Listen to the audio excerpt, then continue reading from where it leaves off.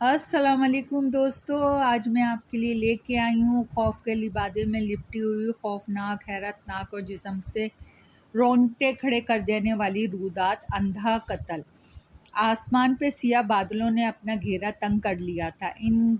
ان قریب بارش شروع ہو سکتی تھی۔ اس امکان کے پیش نظر وہ اس راستے پہ آن نکلا تھا جو اس کے گھر کے زیادہ قریب تھا۔ وہ جل کر پہنچنا چاہتا تھا، مگر یکدم شروع ہونے والی موسلادھار بارش نے اس کی یہ کوشش حسرت میں بدل دی۔ اس نے دونوں ہاتھوں سے اپنا سر ڈھانپ لیا اور اس طوفانی بارش سے بچنے کی خاطر وہ ایک گھنے درخت کی جانب لپکا، مگر جیسے ہی وہ اس گھنے درخت کے چاروں طرف پھیلی ہوئی شاخوں کے نیچے آیا، کسی چیز سے پاؤں ٹکرانے کی وجہ سے وہ منہ کے بل زمین پہ آ گرا۔ بارش کا کیچڑ زدہ پانی جیسے اس کے منہ اور نتنوں میں داخل ہوا تو وہ تڑپ کر بلبلا اٹھا اور بے ساختہ خود کو سنبھالتا ہوا اٹھ بیٹھا۔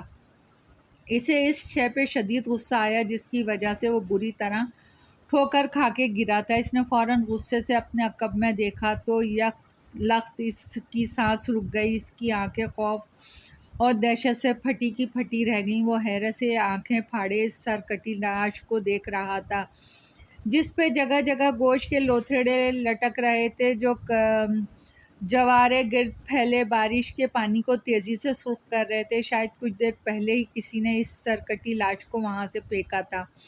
اس کے اوسان جیسے یہ بحال ہوئے، اس نے سرپٹ دوڑ لگا دی۔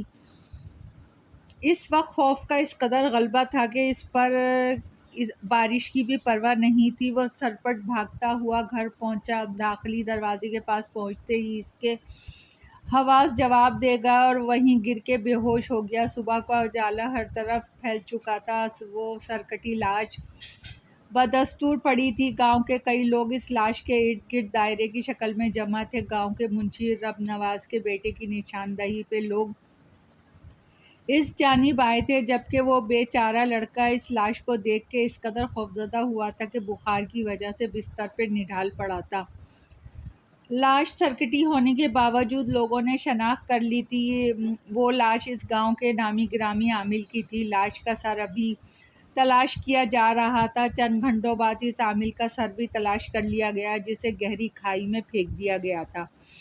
پورا گاؤں شش و پنج میں مبتلا تھا کہ ہر شخص کے دماغ میں یہ سوال کلبلا رہا تھا کہ آخر کس شخص نے اس عامل کو اس قدر بے دردی سے مارا تھا۔ بظاہر یوں رنجش جس کی بنا پہ اس عامل کو اس قدر بے رحمی سے ذبح کرنے کے بعد اس کا سر تن سے جدا کر دیا گیا تھا، پھر اس کے جسم پہ چاقو کے پہ در پہ وار کر کے اپنا شدید غم و غصے کا اظہار کیا گیا تھا۔ وہ عامل چند سال پہلے ہی اس گاؤں میں آ کے رہائش پذیر ہوا تھا۔ اس کا نام چنگیز خاں تھا۔ چنگیز نام سنتے ہی کسی سخت گیر اور اڑیل مزاج شخص کا سراپا ذہن میں ابھرتا ہے جو اپنی شعلہ بار، دہشت ناک اور خوفناک نگاہوں سے اپنے سامنے کھڑے شخص پہ لرزہ طاری کر دے۔ عامل چنگیز بالکل اسی سراپے کی عکاسی کرتا تھا۔ وہ سخت مزاج ہونے کے ساتھ ساتھ انتہائی بد مزاج بھی تھا۔ جو شخص اس کے مزاج کے خلاف ہوتا اس سے دوبارہ ملنا پسند نہیں کرتا تھا، اس لیے لوگ اس کے سامنے جاتے ہوئے بڑی احتیاط برتتے تھے اور پورا دھیان رکھتے تھے کہ کہیں کوئی ایسی بات منہ سے نہ نکل جائے جو عامل چنگیز کے مزاج کے خلاف ہو۔ وہ کہاں سے آیا تھا، کہاں کا رہنے والا تھا، یہ کوئی نہیں جانتا تھا، کیونکہ اس نے اپنے نزدیک کسی کو آنے ہی نہیں دیا تو وہ تنہا رہنا پسند کرتا تھا۔ جب موڈ ہوتا تو اپنے گھر کا مرکزی دروازہ کھول دیتا، تب پھر لوگ سمجھ جاتے کہ اب وہ اپنے مسائل کے سلسلے میں اس سے مل سکتے ہیں۔ اگر اس کا موڈ نہ ہوتا تو وہ کئی دن گھر میں ہی بند رہتا۔ عامل چنگیز کی پراسرار شخصیت لوگوں کے لیے کسی معمے سے کم نہ تھی۔ البتہ پورا گاؤں عامل چنگیز کی پراسرار صلاحیتوں کا شاہد تھا۔ گاؤں میں جادو ٹونے، اعصاب کا سایہ وغیرہ جیسے مسائل جب بھی سامنے آتے ان کو چنگیز ہی حل کرتا تھا۔ اسی گاؤں کے ایک صغیرہ نامی عمر رسیدہ عورت کا مسئلہ بھی بڑا گھمگیر سا تھا۔ صغیرہ بے اولاد ٹانگوں سے معذور تھی۔ خدا کے بعد اس کا دوسرا سہارا اس کا شوہر تاجدار تھا جو اس کی دیکھ بھال کرتا تھا، اس کا ہر طرح سے خیال رکھتا تھا۔ صغیرہ اپنی زندگی کے آخری ایام بڑے آرام سے اپنے شوہر کے ساتھ گزار رہی تھی۔ جوں جوں وقت گزرتا تو انسان موت کے نزدیک ہوتا چلا جاتا ہے۔ عمر کی زیادتی اور بڑھاپا انسان کی صحت اور خوبصورتی کو دیمک کی طرح چاٹ جاتے ہیں، اور آخر یہ ہوتا ہے کہ انسان بالکل بے دست و پا ہو کے موت کے سامنے ہتھیار ڈالنے پہ مجبور ہو جاتا ہے۔ تاجدار بھی ایک رات سویا، نہ جانے رات کے کس پہر اس کی روح قبض عنصری سے پرواز کر گئی۔ صغریٰ نے صبح اپنے شوہر کو بستر پہ مردہ حالت میں پایا تو غم و صدمے سے خوب چیخ پکار شروع کر دی۔ شوہر کے علاوہ اور کوئی اس کا قریبی رشتہ دار نہیں تھا سوائے اپنے شوہر کے چچا زاد بہن زرینہ کے، جو برسوں سے اس دن کا انتظار کر رہی تھی۔ تاجدار کی موت کے بعد اس کی دلی حسرت تھی کہ صغریٰ کا وجود بھی اس دنیا سے اٹھ جائے اور پھر وہ دونوں میاں بیوی اس کے مکان اور زمینوں پہ اپنا قبضہ جما سکیں۔ اسی لالچ میں اس نے صغریٰ پہ عامل چنگیز کے ذریعے سفلی علم کروایا تھا، مگر قدرت صغریٰ کا بھلا چاہتی تھی۔ وہ مغرب کے وقت اپنے شوہر تاجدار کی قبر کے پاس بیٹھی رو رہی تھی کہ ایک نادیدہ طاقت نے صغریٰ کے وجود پہ اپنا تسلط قائم کر لیا۔ معذور بڑھیا جو اپنے قدموں پہ چل نہیں سکتی تھی فوراً اٹھ کر کھڑی ہو گئی۔ اس کے پاس موجود گاؤں کا ایک شخص جو اسے قبرستان لایا تھا یہ صورتحال دیکھ کے خوفزدہ ہو گیا اور وہاں سے فوراً بھاگ گیا۔ صغریٰ اپنے گھر اپنے قدموں پہ چل کے پہنچی اور اپنے سارے کام یوں کرنے لگی جیسے وہ کوئی جوان اور صحت مند عورت ہو۔ تمام گاؤں والے صغریٰ کے متعلق عجیب و غریب پراسرار باتیں پھیلانے لگے، کیونکہ صغریٰ کے وجود میں داخل ہونے والی نادیدہ ہستی لوگوں سے صغریٰ کی زبان سے باتیں بھی کرتی تھی۔ اس کا کہنا تھا کہ اسے قبرستان سے گزرتے ہوئے اس معذور بڑھیا پہ رحم آ گیا تھا، اس کے لیے جب تک یہ بڑھیا زندہ رہے گی وہ اس کے اندر رہ کر اس کی خدمت کرتی رہے گی۔ صغریٰ پہ کروایا گیا عامل چنگیز کا سفلی علم دھرا کا دھرا رہ گیا، کیونکہ صغریٰ کے وجود پہ قابض وہ نادیدہ ہستی کسی بھی شیطانی چیز کو صغریٰ کے نزدیک نہیں آنے دیتی تھی۔ وہ نہ صرف صغریٰ کی خدمت کر رہی تھی بلکہ اس کی حفاظت کی ذمہ داری بھی پوری طرح نبھا رہی تھی۔ عامل چنگیز کے کہنے پہ زرینہ کے شوہر اور بیٹوں نے زبردستی صغریٰ کو لے کر عامل کے پاس لائے۔ عامل چنگیز نے بڑے بے رحمانہ طریقے سے اس ہوائی چیز کو اذیت دے کے صغریٰ سے جسم سے نکالا۔ عامل چنگیز کا یہ بڑا سفاکانہ طریقہ تھا کہ وہ اپنے المیات سے ان ہوائی چیزوں کو اس قدر تکلیف اور اذیت دیتا تھا کہ وہ پلٹ کر بھی کبھی انسان کے پاس نہیں آتی تھی۔ جیسے ہی وہ ہوائی چیز صغریٰ کے وجود سے جدا ہوئی تھی کسی وقت صغریٰ کو موت واقع ہو گئی۔ صغریٰ کی موت بھی تاجدار کی موت کی طرح انتہائی پراسرار تھی۔ صغریٰ کی موت کے بعد زرینہ اپنے شوہر اور بیٹوں کے ساتھ اس کی جائیداد پر قابض ہو گئی تھی۔ عامل چنگیز کے گاؤں کا چودھری عثمان اپنے بیٹے عدنان کی وجہ سے سخت پریشان تھا۔ عدنان کی عمر 10 سال تھی اور چودھری عثمان کا اکلوتا چشم و چراغ تھا، اس لیے چودھری عثمان اسے اپنی جان سے بڑھ کے چاہتا تھا۔ عدنان کی ذرا سی تکلیف اسے پریشان کر دیتی تھی، مگر اب کے بار چودھری عثمان اپنے بیٹے کی تکلیف کی وجہ سے نہیں، اس کی عادت کی وجہ سے سخت پریشان تھا، کیونکہ عدنان کی عجیب و غریب عادت تھی، وہ زیادہ تر درختوں پہ چڑھ کر گمسم بیٹھا رہتا تھا۔ وہ اس قدر قدآور درخت پہ چڑھ جاتا کہ دیکھنے والا دنگ رہ جاتا تھا۔ کچھ لوگوں کا خیال تھا کہ عدنان پر کسی عاصب کا سایہ ہے، جبکہ چودھری عثمان بھوت پریت پر یقین نہیں رکھتا تھا، مگر ایک رات کچھ ایسا ہوا کہ چودھری عثمان لوگوں کی باتوں پر یقین کرنے پہ مجبور ہو گیا۔ اس روز چودھری عثمان اپنی بیوی اور بیٹے کے ہمراہ اپنی بہن سے ملنے دوسرے گاؤں گیا ہوا تھا۔ اس کی بہن نے اپنی بیٹے کی 6ٹی سالگرہ کے موقع پر چھوٹی سی تقریب کا اہتمام کیا تھا، جس میں نزدیک رشتہ داروں کو مدعو کیا گیا تھا۔ چودھری عثمان کم ہی اپنی بہن کے گھر جاتا تھا، اس لیے بہن نے اصرار کرتے ہوئے اس رات چودھری عثمان اور اس کی بیوی بچوں کو روک لیا۔ آدھی رات بیت چکی تھی، چودھری عثمان کافی دیر جاگتا رہا۔ رات کے کسی پہر اس کی آنکھ لگی، اسے کچھ خبر نہ ہوئی، مگر جب اس کی آنکھ کھلی تو اس نے سب سے پہلے اپنے پاس سوئے عدنان کے وجود کو ٹٹولا۔ وہ اکثر رات کو اٹھ کر یوں ہی عدنان کو دیکھتا تھا، کیونکہ عدنان کئی بار رات کے وقت بھی درختوں پہ چڑھنے نکل جاتا تھا۔ اس وقت بھی عدنان کو بستر پہ نہ پا کر وہ چونک گیا۔ اس نے فوراً اٹھ کر کمرے کی لائٹ جلائی اور داخلی دروازے سے باہر نکل گیا۔ اس کا رخ حویلی کے باغ کی طرف تھا۔ وہ جانتا تھا عدنان یقیناً وہاں موجود ہوگا۔ باغ میں مختلف اقسام کے قدآور درخت موجود تھے۔ وہ ایک ایک کر کے سب درختوں کا جائزہ لے کے آگے بڑھ رہا تھا۔ اس کام میں اسے کسی قسم کی دقت کا سامنا نہیں ہو رہا تھا، کیونکہ 14ویں رات کے چاند ہر چیز کو روشن کر رکھا تھا۔ یکدم اسے اپنے سر کے اوپر عدنان کے ہنسنے کی آواز سنائی دی۔ چودھری عثمان نے سر اٹھا کے اوپر دیکھا تو عدنان کئی فٹ لمبے بیری کے درخت کی شاخ پہ بیٹھا تھا، مگر اس لمحے عثمان کا دھیان عدنان کی طرف نہیں تھا۔ اس کا چہرہ خوف سے سفید پڑنے لگا، کیونکہ اس وقت وہ عجیب و خلقت مخلوق کو دیکھ رہا تھا جو عدنان سے کچھ فاصلے میں موجود تھی۔ اس کے پورے جسم پہ ریچھ کی طرح سیاہ بال تھے۔ اس کا پورا جسم کسی بدمانش کی طرح لمبا تڑنگا تھا، مگر اس کی شکل بلی سے مشابہ رکھتی تھی۔ وہ کیا شے تھی؟ چودھری عثمان اسے کوئی بھی نام دینے سے قاصر تھا۔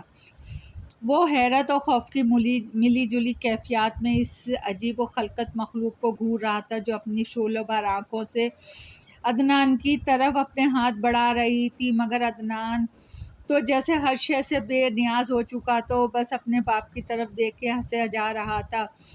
چودھری عثمان بے اختیار چیخ پڑا، عدنان وہ آ رہا ہے! عدنان بدستور ہنس رہا تھا، جیسے اسے کچھ سنائی ہی نہیں دے رہا ہو۔ اپنے پیچھے دیکھو، عدنان وہ آ رہا ہے!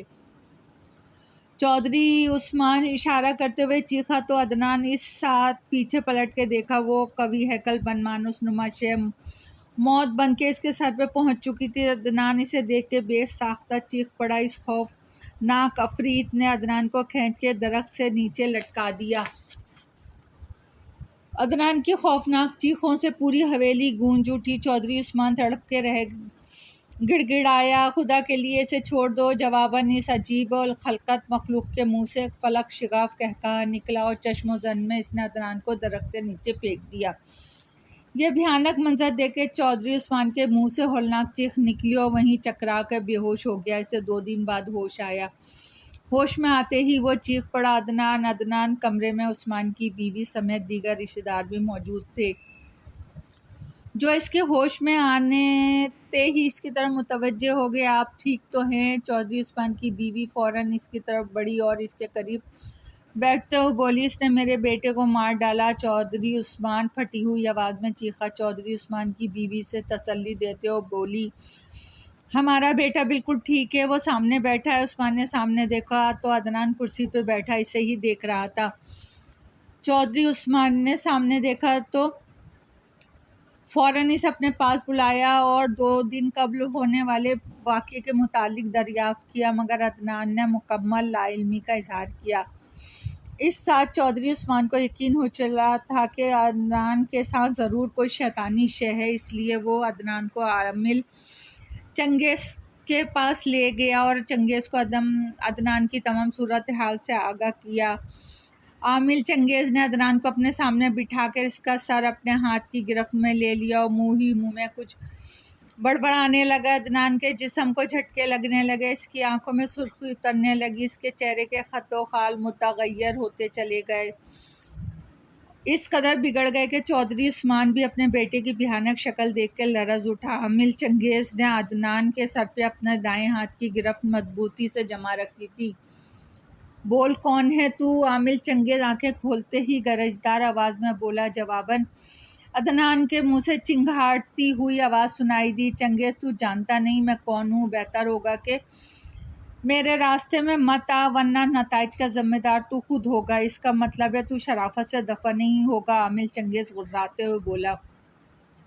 عدنان کے اندر موجود وہ آصف بڑے خطرناک اور زہریلے انداز میں بولا، ہرگز نہیں جاؤں گا۔ اس سے پہلے تیرا سامنا جس مخلوق سے تھا وہ کمزور تھی، اس لیے تیرے سامنے ہار مان گئی، مگر میں کسی قیمت ہار نہیں مانوں گا۔ بہتر یہی ہے کہ تو مجھ سے دشمنی مت مول لے، ورنہ میری بڑی مہنگی پڑے گی تجھے یہ دشمنی۔ عدنان کے منہ سے یہ اشتعال انگیز آمیز الفاظ سن کے عامل چنگیز کا چہرہ سرخ ہونے لگا، اس کی آنکھوں میں غیظ و غضب کی شدتیں عیاں ہونے لگیں، وہ غصے سے کانپتے ہوئے منہ میں کچھ پڑنے لگا۔ تھوڑی ہی دیر میں عدنان کے وجود سے دھواں اٹھنے لگا اور اس کے جسم کو یوں جھٹکے لگنے لگے جیسے اس کے جسم میں کرنٹ چھوڑ دیا گیا۔ عدنان کی لاتعداد بھیانک اور ہولناک چیخوں سے پورا کمرہ گونج رہا تھا۔ چودھری عثمان ایک طرف بیٹھا یہ منظر پھٹی پھٹی آنکھوں سے دیکھ رہا تھا۔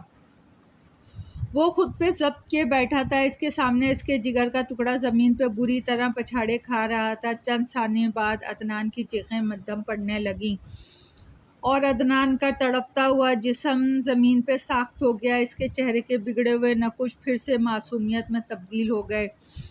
عامل چنگیز نے بڑے فاتحانہ انداز سے عدنان کے ساخت وجود کو دیکھا اور آہستہ آہستہ چلتا ہوا عدنان کے قریب آ کھڑا ہوا، پھر حقارت سے بولا، تیرا سارا غرور تہس نہس کر دیا میں نے، آخر ہار تیری ہی ہوئی نا۔ ابھی یہ الفاظ عامل چنگیز کے منہ سے ادا ہی ہوئے تھے کہ یک لک عدنان کے چہرے کے خد و خال پھر سے بگڑ گئے اور اس نے پٹ سے آنکھیں کھول دیں اور اپنی سرخ سرخ آنکھوں سے عامل چنگیز کی طرف دیکھ کے تمسخر سے بولا، ہرگز نہیں، میں ہارنے والوں میں سے نہیں ہوں چنگیز۔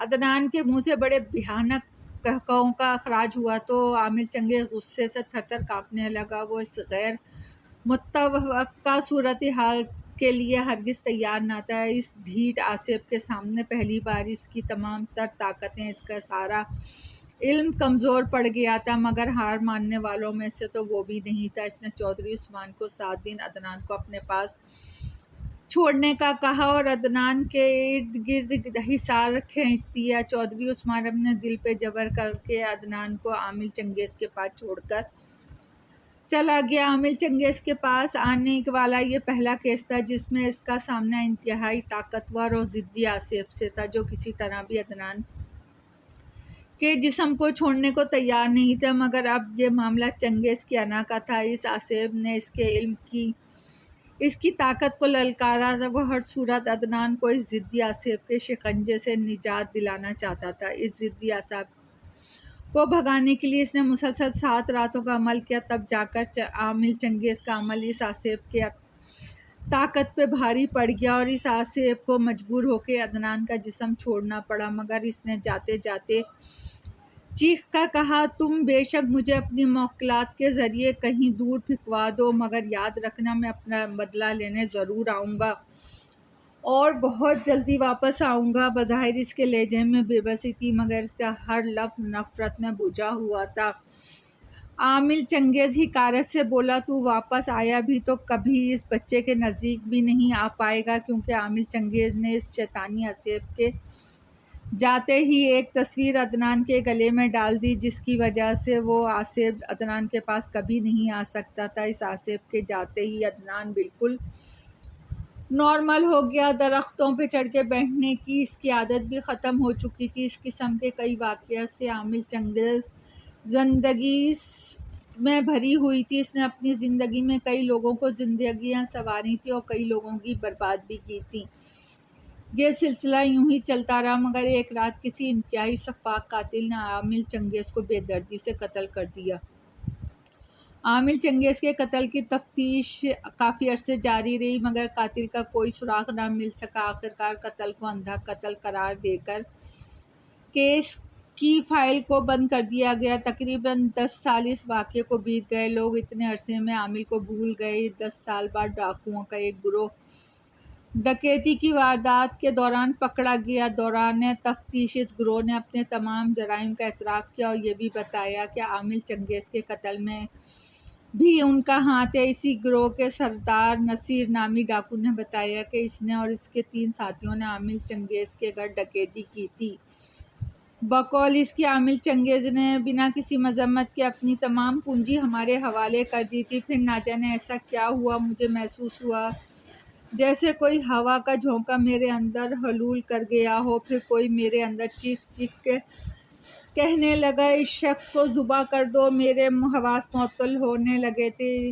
میں نے کسی معمول کی طرح اس کے احکامات پہ عمل کرتے ہوئے عامل چنگیز کو فاقی سے موت کی گھاٹ اتار دیا اور اس کا سر کاٹ کے گہری کھائی میں پھینک دیا۔ اس ڈاکو کے بیان سے کئی لوگوں کا یقین ہو گیا کہ عامر چنگیز کی بے بہانہ موت کا باعث ضرور کوئی عاصب ہی تھا جس نے ایک انسان کے ذریعے عامر چنگیز سے بدلہ لیا تھا۔ دوستو، کہانی پسند آئی ہو تو لائک اور سبسکرائب کیجیے۔ آپ کی دعاؤں کی طلبگار۔